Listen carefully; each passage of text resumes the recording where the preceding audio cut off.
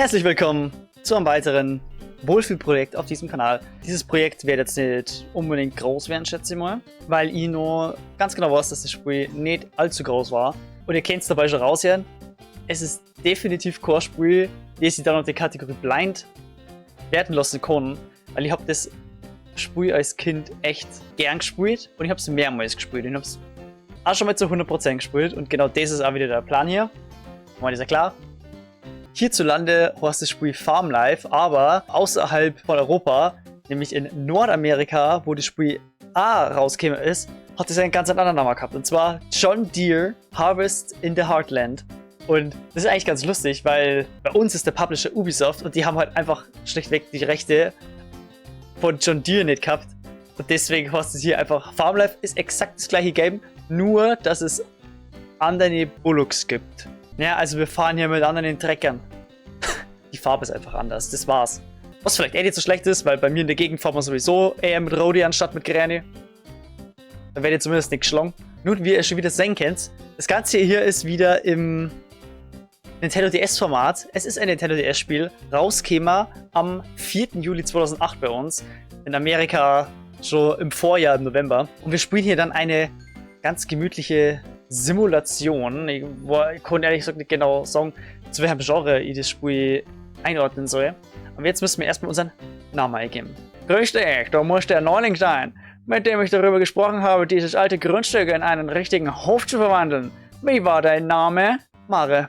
Jetzt können wir uns eine Farbaussucher von Hemd und Hose. Mensch, was machen wir denn da? Wir können hier natürlich ja als Frau spielen. Wir machen jetzt mal den Mario-Style, aber wir werden die Sparte nochmal ändern. Gib deinem Hof einen Namen. Das passt schon, die Sachen stehen dir gut. Ei, du siehst ja fast wie ein richtiger Landwirt aus. Apropos Hof, bevor wir einen gründen, solltest du dir einen Namen für ihn aussuchen. Hast du schon eine Idee?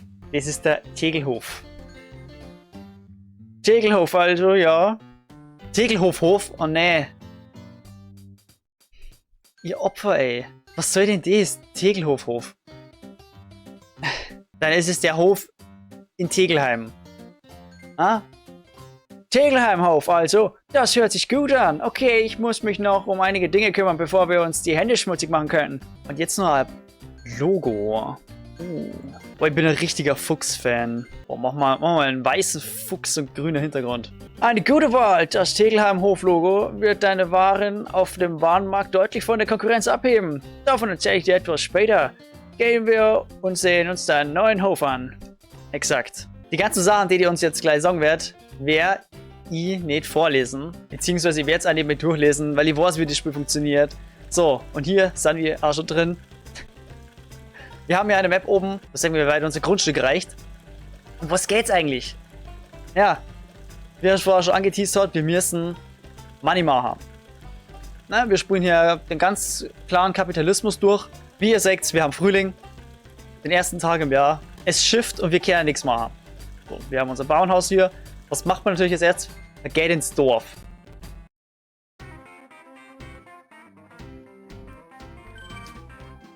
Mit richtig geiler Mucke. Und hier haben wir die Möglichkeit, in die verschiedensten Geschäfte reinzugehen. Was wir natürlich auch machen. Wir lassen uns nicht voll labern, weil ich ganz genau weiß, weil eigentlich ganz einfach sagen kann, was Sache ist. Okay. Wir holen uns hier erst einmal bei dem Geld, was wir haben, 5000 Startkapital. Axt, Hammer und Sense. Das ist schon mal das Wichtigste. Ja, wir brauchen nämlich Werkzeuge. Dann holen wir uns Gabyrum als Fädel. Dafür brauchen wir ein bisschen Platz, den wir vielleicht haben. Genau da. Genau. Und wir werden direkt daneben Nummer anziehen. Genau, erstmal 2 Gabyrum-Fädel. Das Coole ist halt eben, dass es wirklich überall diese Fachläden gibt hier. Da ist Ackerbau, links ist ein Malerbetrieb. Da gehen wir auch tatsächlich mal rein und holen uns darin einen Farbpinsel.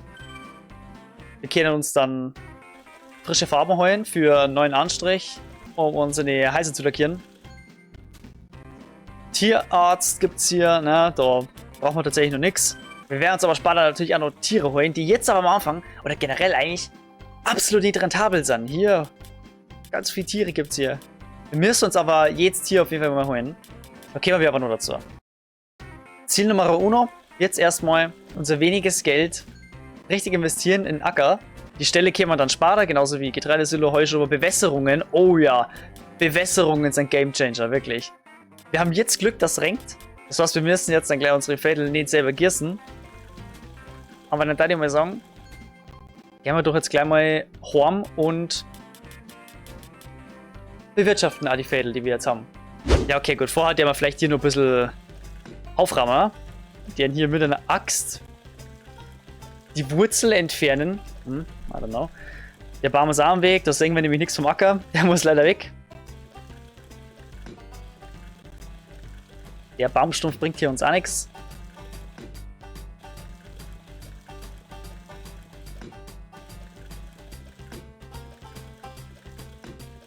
Was auch so eine Sache ist, man hat nicht unendlich viel Zeit an am Tag. Ihr seht links oben, da läuft die Zeit und die ist wirklich knapp bemessen, ja. Wir gehen erstmal hier her und dann unser Feld umackern, natürlich, bevor wir unser Saatgut überhaupt aussehen können. Gut, noch im Umackern können wir loslegen mit der Besamung. Oh Mann. Das Ganze kostet natürlich pro Saat Geld. Das aber wirklich gut investiert ist. Erst einmal sind die gelbe Rum die beste Investition von den Feldern her. Ich muss nur schauen, dass ich jetzt irgendwie durch schaffe, weil die Zeit hier ganz schön knapp ist.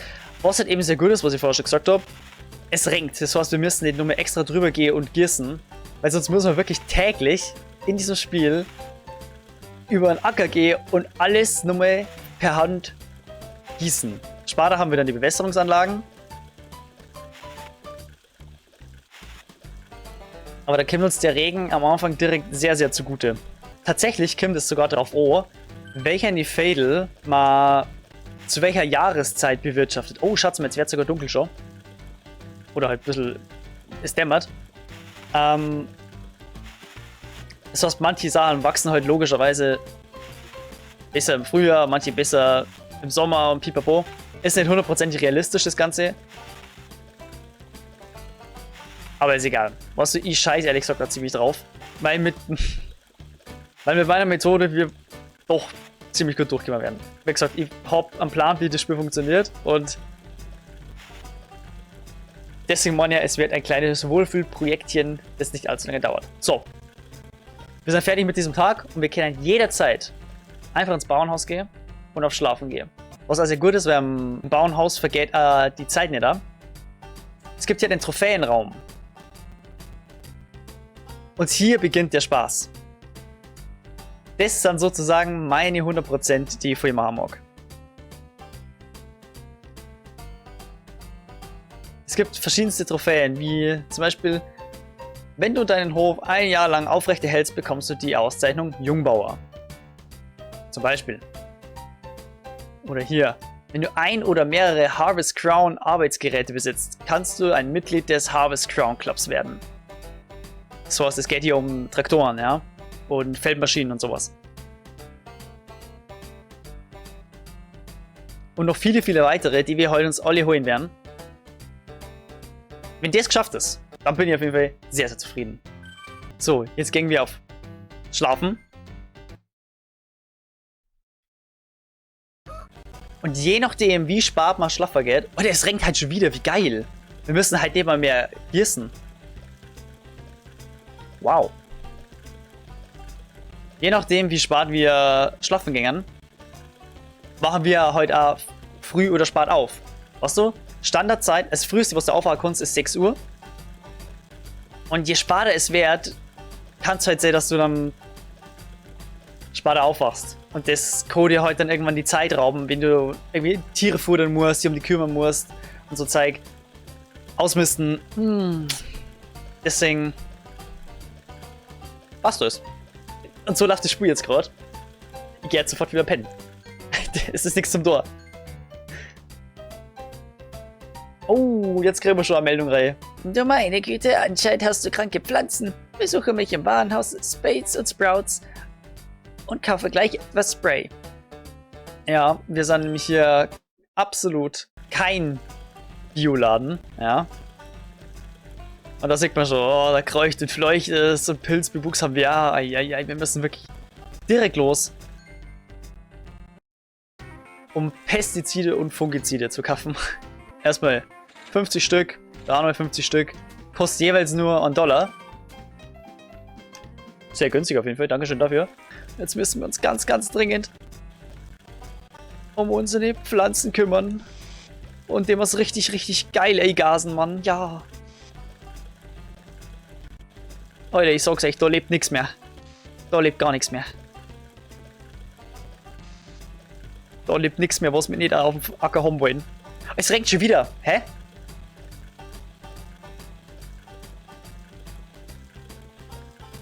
Das war's mal wieder mit der Feldpflege. Aber ihr seht schon, die Möhrchen sind ein bisschen gewachsen.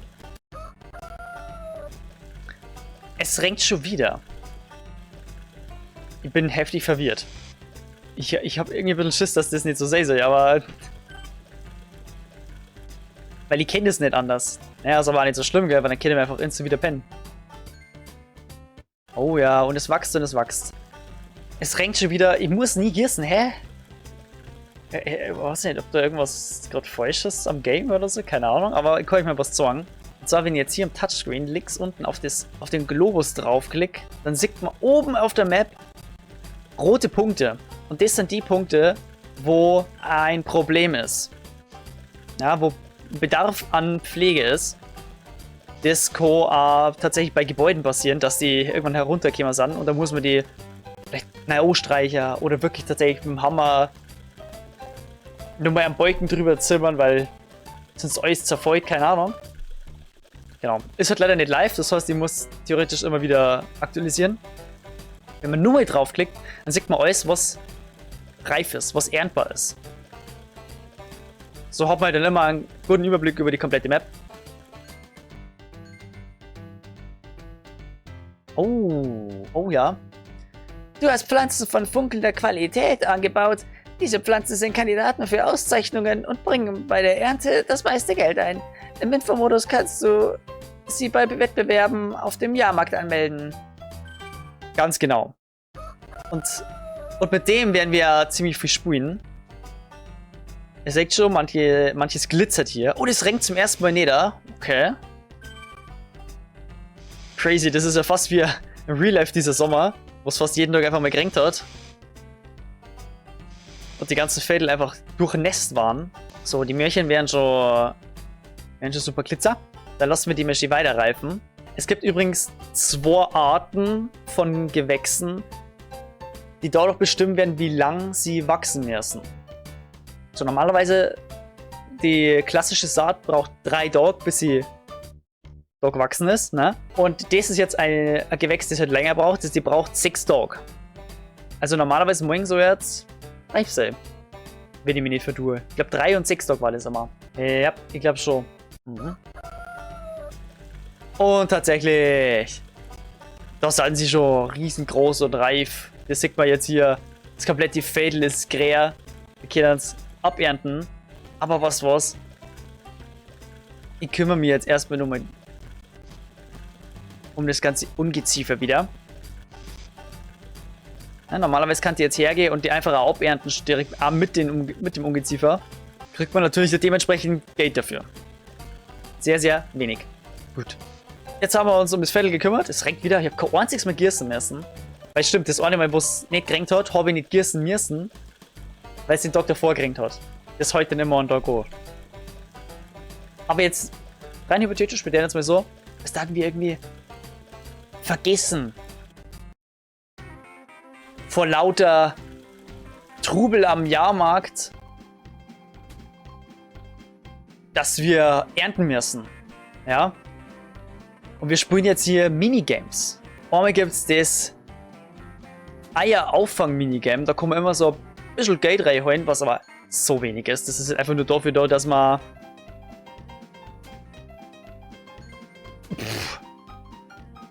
ist einfach nur dafür da, dass man, wenn man kein Geld mehr hat und sich praktisch festgefahren hat, keine Möglichkeit mehr hat, was zum kriegen, dass man hier nicht Game Over geht, so im Prinzip, weißt du?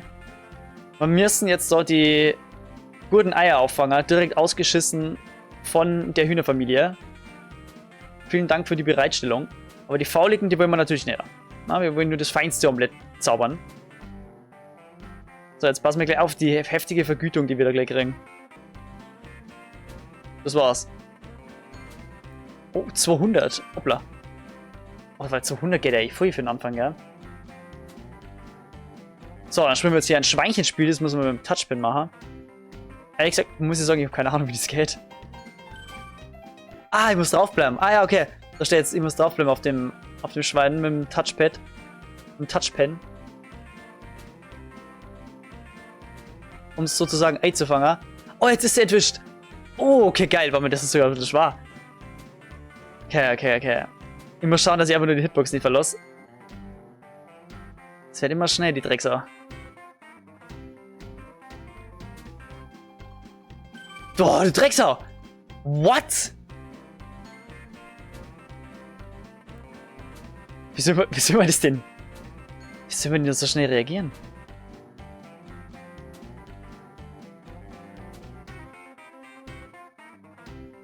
Boah, Junge! Du weißt ja nicht, wo er hin mag. So, jetzt. Das Gute ist, dass ich weiß, früher habe ich es auch schon gehasst. Aber jetzt beim besten Willen, ich krieg das nicht hin. Ich weiß ja nicht, wo der hinläuft.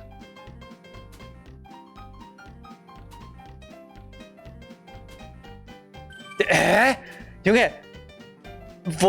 Ich weiß ja nicht, wo der hin möchte! Hey, sorry, aber ich lasse das jetzt, weil das macht keinen Sinn. Dann werden wir jetzt halt einfach Kühe melken. So.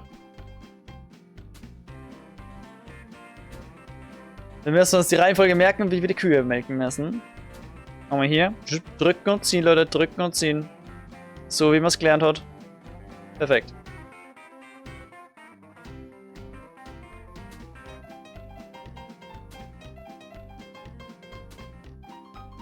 Einmal hier, einmal hier, einmal hier, einmal hier. Zack, zack, zack, zack. Wunderbar. Schau, $100 hat das gegeben. So, das ist ein Minispiel, das man schaffen kann, nicht so wie das. Wo du Hellseher sein musst. What the fuck? So, okay. Dann geht's weiter zum Schafe scheren. Das weiß ich nicht, das habe ich damals so gesuchtet. Du musst innerhalb von 10 Sekunden das komplette Schaf scheren, indem du da rüberfährst.